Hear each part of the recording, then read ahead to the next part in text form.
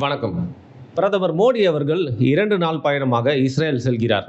ஒவ்வொரு வாட்டியும் பார்த்தீங்கன்னா, பிரதமரோ இல்ல ஒரு நாட்டோட தலைவரோ வெவ்வேறு நாடுகளுக்கு போறாங்க அப்படின்னா, அதில பார்த்தீங்கன்னா, நம்மளுக்கு தெரிஞ்சது ஒரு காரணம், ஒரு காரியம் தான் இருக்கும். பட் அதுக்கு பின்னாடி பல அரசியல் ஜியோ பொலிட்டிக்கல் மேட்டர்ஸ் இருக்கும். அப்படி நம்மளுக்கு தெரியறதுன்னு பட் பின்னாடி நடக்கிறதுன்னு அப்படிங்கிற மாரி, இப்போ பிரதமர் மோடி அவர்கள் இஸ்ரேல விசிட் பண்றது எதற்காக அப்படின்னாலும், பின்னணியில என்ன விஷயங்கள்லாம் நடக்குது? எந்த மாரி ஒரு சூழ்நிலையில அவர் இஸ்ரேலுக்கு 2 நாள் பயணமா போறாரு அப்படிங்கிறத இந்த காணொலி மூலியமா தெரிஞ்சுக்க போறீங்க. பிரதமர் மோடி அவர்கள் பொதுவா அவரை குறித்து வைக்கப்பட்ட நிறைய விமர்சனத்துல உலகத்தையே சுத்தி பார்த்துருவார் போல இருக்கு. இன்னும் அண்டார்டிகாவுக்கு தான் போல. எத்தனை கண்டிப்பா போவாரு அப்படின்னு சொல்லுவாங்க. இன்னொரு பக்கம் பார்த்தீங்கன்னா, போகக்கூடிய கண்ட்ரீஸ்ல சிலதெல்லாம் பார்த்தீங்கன்னா, நம்மளுக்கு இந்தியாவுக்கு நன்மை பயந்திருக்கு. சிலதெல்லாம் பார்த்தீங்கன்னா, பெருசா எஃபெக்டிவா ஒரு ரிசல்ட்டே இல்லைன்னு சொல்லலாம். பட் இஸ்ரேல் எப்பவுமே இந்தியா கூட ஒரு நட்புன்ற மாதிரியான நாடா காட்டிக்கிட்டாலும், இந்தியாவும் பல விஷயங்களை இஸ்ரேல் கூட ஒத்துழைச்சு அனுசரிச்சு போனாலும் பார்த்தீங்கன்னா, இந்த ஒரு விசிட் அப்படிங்கிறதுல வரலாற்று சிறப்பு மிக்கது, முக்கியமானது அப்படிங்கிறத நம்மளால சொல்லாம கடந்து போகவே முடியாது. இது தன்னுடைய 3வது டென்யூர்ல ஆட்சி காலத்துல பார்த்தீங்கன்னா, வெறும் 2வது முறை தான் இஸ்ரேலுக்கு விசிட் பண்றாரு. இதுக்கு முன்னாடி 9 வருஷத்துக்கு முன்னாடி 2017ல இஸ்ரேல விசிட் பண்ண மோடி அவர்கள் அப்பவும் பெஞ்சமின் நெத்தன்யாஹூ தான் இருக்காரு. அப்போ அவரை சந்திக்கிறாரு. இன்னும் பல விஷயங்கள்லாம் அந்த காலகட்டத்தில் பேசப்படுது. ஆனா இந்த நேரத்தில் தான் பார்த்தீங்கன்னா, இவருடைய இஸ்ரேல் விசிட்டுக்கு ஒரு மாசத்துக்கு முன்னாடியே அவரோட பழைய இஸ்ரேல் விசிட் பத்தி ஒரு கான்ட்ரவர்சி இருந்துச்சு. ஸோ அதை பேசிட்டு தான் நம்ம இந்த விஷயத்துக்குள்ள கடந்து போக முடியும்.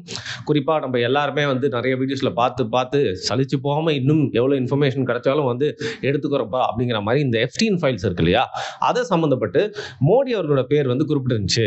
அதுல பார்த்தீங்கன்னா, நெத்தன்யாஹூவோட ஆட்டத்துக்கும் பாட்டத்துக்கும் அவர் ஆடினாரு அப்படிங்கிற மாதிரி ஒரு விஷயத்தை ஒரு சிம்பாலிக்கா சொன்னதை வச்சு பார்த்தீங்கன்னா, ஒரு பெரிய கான்ட்ரவர்சி எழுந்துச்சு. இருந்தாலும் சரி, நீங்க சொல்ற மாதிரியே இருந்தாலும் இந்தியாவுடைய நன்மைக்கு தானே அவர் ஆடி இருக்கணும். டொனால்ட் ட்ரம்ப்போட டியூனுக்கும் நெத்தன்யாவோட ஆட்டத்துக்கும் அவர் எப்படி ஆடலாம் அப்படிங்கிற மாதிரி பார்த்தீங்கன்னா, காங்கிரஸ் கட்சி மட்டும் இல்லாமல் மோடியை யாரெல்லாம் தொடர்ந்து விமர்சிக்கிறாங்களோ அவங்க சமூக வலைதளங்கள்ல அவங்களோட கருத்துக்களை பயந்துட்டே இருந்தாங்க. இப்பேற்பட்ட ஒரு சூழ்நிலையில் தான் ஒரு 9 வருஷத்துக்கு அப்புறம் வெறும் 2வது முறை நெத்தன்யாஹூவை அவர் விசிட் பண்ண போறாரு இஸ்ரேல்ல. சரி, இது மட்டும் இல்லாமல் இப்போ அவர் இஸ்ரேலில் விசிட் பண்ணுறப்போ இன்டர்நேஷ்னல் கிரிமினல் கோர்ட்டில் நெத்தன்யாஹூ மேலே பார்த்தீங்கன்னா, ஒரு பெரிய குற்றச்சாட்டு மட்டும் இல்லாமல் அவர் ஒரு குற்றவாளி அப்படிங்கிற மாதிரி பார்க்குற மாதிரி நிறைய ஆதாரங்களும் இருக்கக்கூடிய இந்த சூழ்நிலையில் ஒரு இன்டர்நேஷ்னல் கிரிமினலாக குற்றச்சாட்டப்பட்டிருக்கிற ஒரு தலைவரை போய் விசிட் பண்ணுற போகிறாரு அப்படின்னு இன்னொரு பக்கமும் ஒரு பெரிய கான்ட்ரவர்சி போயிட்டு இருக்கு. இந்த 2 நாள் விசிட்ல வரலாற்று சிறப்பு மிக்க ஒரு விஷயம் நிகழப்போகுதுங்க. உங்களுக்கு மோடியை பிடிக்குமோ பிடிக்காதோ, இதற்கு முன்னாடி எத்தனையோ பிரதமர்கள் இருந்திருக்காங்க. குறிப்பா இந்தியாவுக்கும் இஸ்ரேலுக்கும் இருக்கக்கூடிய ஒரு டிப்ளமேட்டிக் டைஸ் அப்படிங்கிறது வெளித்தோட்டத்துக்கு எப்பவுமே நல்ல விதமான நட்புறவு கொண்ட நாடுகளாக தான் காட்டப்பட்டிருக்கு. அப்படி பல பிரதமர்கள் இஸ்ரேல் விசிட் பண்ணியிருக்காங்க. இஸ்ரேலோட தலைவர்கள் இந்தியா விசிட் பண்ணியிருந்தாலும், இதுதான் வரலாற்று சிறப்பு மிக்க முதல் முறை. என்ன அப்படின்னு பார்த்தீங்கன்னா, அவங்களுடைய பாராளுமன்றம், இஸ்ரேலுடைய பாராளுமன்றத்தை நெஸ்ட் அப்படின்னு சொல்லுவாங்க. NEST இல்லை, கேல ஆரம்பிச்சு, கே சைலண்டா, அந்த நெஸ்ட்னு சொல்லக்கூடிய அந்த பாராளுமன்ற அந்த வளாகத்தில் இருக்கு இல்லையா, அதற்குள்ள போயிட்டு உரையாற்ற போகிற முதல் இந்திய பிரதமர் அப்படிங்கிற பெருமை பார்த்தீங்கன்னா, வரலாற்றிலே முதல் முறையா மோடி அவருக்கு கிடைக்க போகுது. அந்த உரையில் அவர் என்ன பேச போறாரு, அங்கே என்ன இந்த மாதிரி விஷயங்கள்லாம் ஹைலைட் பண்ண போறாரு, அது இஸ்ரேலுக்கு ரொம்ப பிடித்தமான விஷயங்களா, இல்லை இந்தியாவில் அவர் பார்த்துட்டு இருக்கிறோம் அப்படின்னா பார்த்தீங்கன்னா பெருமைப்படுத்தக்கூடிய விஷயங்களா, இல்லை குளோபல் அட்மாஸ்பியரில் பார்த்தீங்கன்னா ஒரு ஜியோ பொலிட்டிக்கல் லெவலில் நிறைய முக்கியமான விஷயங்கள்லாம் அவர் போய் பேச போறாரா அப்படிங்கிறத அந்த ஸ்பீச் நம்ம எல்லாருமே ஒரு ஆவலை தூண்டக்கூடிய ஒரு விஷயமா தான் இருக்கு. ஆனால் பார்த்தீங்கன்னா, இப்படி ஹிஸ்டாரிக்கலான ஒரு மொமெண்ட் அதாவது இந்திய பிரதமர் முதன்முறையாக நெஸ்ட்ல போய் பேச போறாரு அப்படிங்கிற மாதிரி ஒரு சூழ்நிலை இருந்தாலும், அந்த ஊரில் இருக்கக்கூடிய உள்நாட்டு பிரச்சனைகள்னால இது ஓவர் ஷேடோ ஆயிடுச்சு அப்படின்னு சொல்லலாம். குறிப்பா இஸ்ரேல் பார்த்தீங்கன்னா, எதிர்க்கட்சி தலைவராக இருக்கக்கூடியவங்க மட்டும் இல்லாம யாரெல்லாம் நெத்தன்யாஹூவுக்கு எதிராக இருக்காங்களோ, அவரோட நடவடிக்கைக்கு எதிராக இருக்காங்களோ, அவருடைய ஊழல் குற்றச்சாட்டை பற்றி தொடர்ந்து பேசிட்டே இருக்காங்களோ, அது மட்டும் இல்லாம இஸ்ரேலுக்குள்ளே நிறைய பேர் தெரியறதில்ல, காசால நடக்கக்கூடிய அட்டூழியங்களை பார்த்தீங்கன்னா உலக மக்கள் நிறைய பேர் எதிர்த்து போராடுற மாதிரி இஸ்ரேலுக்குள்ளே அந்த நாட்டு பிரஜைகளே நிறைய பேர் தொடர்ந்து நெத்தன்யாஹூக்கு எதிராக போராடிட்டு இருக்காங்க. இப்படி பலதட்ட பேர் பார்த்தீங்கன்னா, இந்த விஷயத்தை ஓவர் ஷேடோ பண்ற மாதிரி இந்த பாராளுமன்றத்தில் நடக்கக்கூடிய நிகழ்ச்சிகளை நாங்கள் புறக்கணிக்கிறோம். அது மட்டும் இல்லாமல் அதுக்கு எதிராக கோஷங்கள் எழுப்புறது, போராட்டங்கள் எழுப்புறது பண்ணிட்டு இருக்காங்க. குறிப்பாக சுப்ரீம் கோர்ட் சார்பா ஒரு பிரதிநிதி இந்த பாராளுமன்ற கூட்டத்தில் கலந்துக்கணும் அப்படின்னு வச்ச கோரிக்கையும் பார்த்தீங்கன்னா, நெத்தன்யாஹூ அரசாங்கம் நிராகரிச்சனால இந்த மாதிரி பல கோபங்களுக்கு மத்தியில் தான் பார்த்தீங்கன்னா இந்த விஷயம் நடக்குது. ஸோ அவங்க உள்ளூர் மீடியாவில் கண்டிப்பாக மோடி வரது ஒரு பெரிய நியூஸாக இருந்தாலும், இந்த உள்நாட்டு கலவரங்கள் எல்லாமே இந்த விஷயங்களை ஓவர் ஷேடோ பண்ற மாதிரி ஆயிடுச்சு. சரி, இந்த 2 நாட்களில் என்னென்ன விஷயங்கள்லாம் பிரதமர் மோடி அவர்கள் பண்ண போறாரு அப்படிங்கிறத பார்க்கலாம். இந்த ஸ்பீச்சுக்கு அப்புறமா, பாராளுமன்ற ஸ்பீச்சுக்கு அப்புறமா வந்து பார்த்தீங்கன்னா, அங்கேயே பல தலைவர்கள மீட் பண்ணி வந்து அவரு பேச போறாரு. குறிப்பா வந்து இந்திய மூவண்ணம் அது வந்து பார்த்தீங்கன்னா, அவங்களோட பாராளுமன்றத்தில முழுக்க முழுக்க லைட்டா போட்டு, நம்ம இந்தியாவுக்கும் நம்ம இந்திய பிரதமருக்கும் வந்து மரியாதை செலுத்தும் விதமா வந்து அந்த மாரி அலங்காரங்கள்லாம் வந்து பண்ணப்பட்டிருக்கு. அங்க போய் இறங்குனோனே வந்து நெத்தன்யாஹு சந்திச்சோன, அவர் கூட வந்து பார்த்தீங்கன்னா வந்து ஒரு டின்னர், ஒரு ஃபார்மல் டின்னர் இருந்துச்சு. அதற்கப்புறம் அங்க இருக்கிற ஒரு ஃபேமஸ் ஹோலோகாஸ்ட் சைட்டுக்கு வந்து போய் விசிட் பண்ண போறாரு. குறிப்பா வந்து 2ஆம் உலகப் போர்ல வந்து பார்த்தீங்கன்னா, ஹிட்லர் நெறைய யூதர்கள கொன்னாரு அப்படிங்கிற மாரி ஒரு பார்வை இருக்கு இல்லையா? அப்படி வந்து பார்த்தீங்கன்னா, அதற்கு ஒரு நினைவு சின்னம் மாரி, இப்ப எப்படி நம்மளோட முள்ளி வாழ்க்கையில நினைவு சின்னம் மாரியே வந்து பார்த்தீங்கன்னா, அங்க ஒரு ஹோலோகாஸ்ட் நினைவு சின்னம் இருக்கு.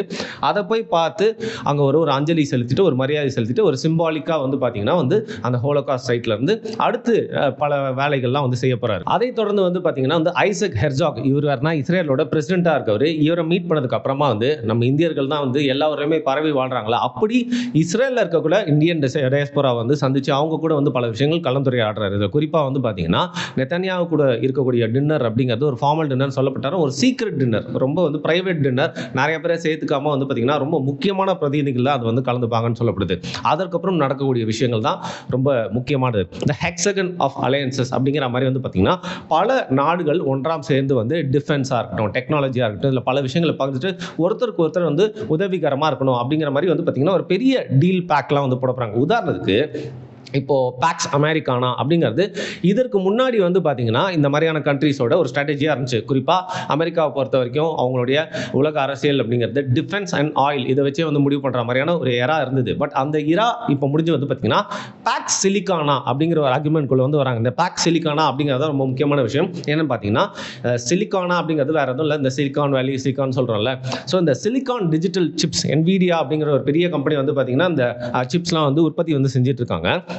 பட் இந்த சிப்ஸ் தான் வந்து அடுத்து வரக்கூடிய 20-30 வருஷத்தை நம்ம உலகத்தையே வந்து டிசைட் பண்ண போகுது. பேசிக்கா AI வருது இல்லையா? AI மட்டும் இல்லாமல் வரக்கூடிய டெக்னாலஜி எல்லாமே வந்து இந்த மாதிரி சிப்ஸை வந்து நாடி தான் இருக்கிறதுனால இது கண்ட்ரியோட முன்னேற்றத்துக்கு பல வகையிலும் உதவுது. குறிப்பாக டிஃபென்ஸ் சிஸ்டமில் வந்து பார்த்தீங்கன்னா அந்த சிப்ஸ் வந்து ஒரு பெரிய பங்காற்றுது. அப்படிங்கிறதுனால இதை குறித்து பல விஷயங்கள் வந்து பார்த்தீங்கன்னா 2 நாடுகள் மட்டும் இல்லாமல் யூஎஸோட ஒரு நட்புறவையும் சேர்த்துக்கிட்டு வந்து பல பேக்ஸை வந்து சைன் பண்ண போகிறாங்க. குறிப்பாக இப்போ இந்த சிப்ஸ்ல வந்து அதிகமாக இதற்கான மூலப்பொருட்களை அக்வயர் பண்றது, இதை உற்பத்தி பண்றது அப்படிங்கிற பவரை வச்சிருக்கிறது அப்படின்னா, இன்னைக்கு என்னதான் வந்து ஒரு சூப்பர் பவர் அப்படின்னு அமெரிக்கா சொல்லியிருந்தாலும் இந்த குறிப்பிட்ட விஷயத்துல அவங்களோட போட்டியாளரா மட்டும் இல்லாம ஓப்பனா சொல்ல போனா அடுத்த லெவலுக்கு கொஞ்சம் முந்தி போன சைனா கிட்ட இருந்து அமெரிக்கா கொஞ்சம் பயந்துட்டாங்க அப்படின்னே வந்து சொல்லலாம். ஏன்னா அதற்கான மூலப்பொருட்கள், பேட்டன்ட், அது மட்டும் இல்லாமல் இந்த உற்பத்தி இது எல்லாமே அதிக லெவலில் பண்ணிட்டு இருக்கிறது சைனா தான். அப்படி இருக்கும்போது சைனா கிட்ட இருந்தே நம்ம திருப்பி வாங்க வேண்டியிருக்கு. அப்படி இருந்தால் எப்படி அவங்கள பீட் பண்ணிட்டு போறது அப்படிங்கிறதுனால இந்த சிப் செய்யறதுக்கான மூலப்பொருட்கள் இதெல்லாம் வந்து ரொம்ப ரேர் எர்த் மினரல்ஸ்னு சொல்லுவாங்கல்ல, அந்த மாதிரியான அந்த தாது பொருட்கள் எல்லாத்தையும் வந்து பார்த்தீங்கன்னா ஒவ்வொரு நாடுகள்லையும் இருக்கும் இருக்காது. பட் அப்படி இந்த நாட்டில் இருந்தாலும் அந்த நாடு அமெரிக்கா, இஸ்ரேல், இந்தியா போன்ற நாடுகள் கூட ஒரு நட்புறவாக இருந்தால் மட்டுமே அதெல்லாம் எடுத்து சிப்ஸ் அப்படிங்கிறத செய்ய முடியும். அதனால் உதாரணத்துக்கு இவங்களோட ஆலையான ஆஸ்திரேலியா அங்கே வந்து பார்த்தீங்கன்னா மைன் பண்ணி இந்த மாதிரியான ரேர் எர்த் மினரல்ஸ்லாம் எடுக்கிறது. இந்தியாவில் வந்து பார்த்தீங்கன்னா ஒரு பெரிய மேன் பவர் இருக்குது. அது மட்டும் இல்லாமல் நம்ம ஊரில் எல்லாருமே கொஞ்சம் டெக்ஸாவியாக இருக்காங்க. ஸோ அமெரிக்காவில் வந்து பார்த்தீங்கன்னா ஏற்கனவே ஒரு இன்ஃப்ராஸ்ட்ரக்சர் இருக்கு.